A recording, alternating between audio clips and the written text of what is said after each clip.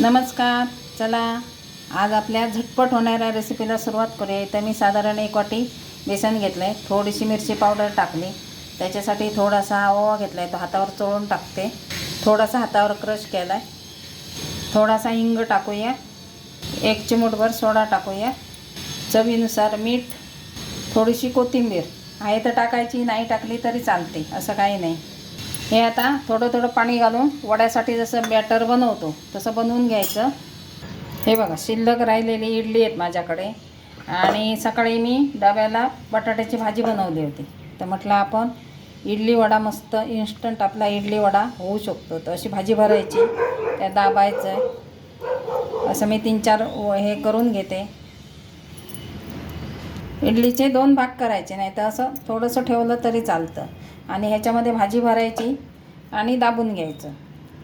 मस्त असा इडली वडा तयार होतो आणि खूप छान लागतो खायला. बटाट्या वड्यापेक्षाही मस्त लागतं. करून बघा एकदा, एकदम मस्त लागतं. पाववडा करताना जे बॅटर बनवतात त्याच्यापेक्षा थोडंसं घट्ट बनवायचं, कारण ही फक्त इडली आहेत आपले ना, त्यामुळे त्याला ते लागलं पाहिजे व्यवस्थित. थोडंसं घट्ट ठेवायचं. पाववड्यापेक्षा जे बॅटर असतं त्याच्यापेक्षा थोडंसं घट्ट. आता ह्याच्यात मी डीप करून तळून घेणार. असं चारी बाजूनी लागलं पाहिजे आणि तेल आहे ते आपलं गरम पाहिजे.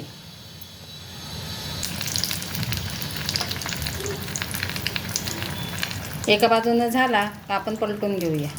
हे आता मी पलटून घेतला आहे, खालच्या बाजूने झाला आहे.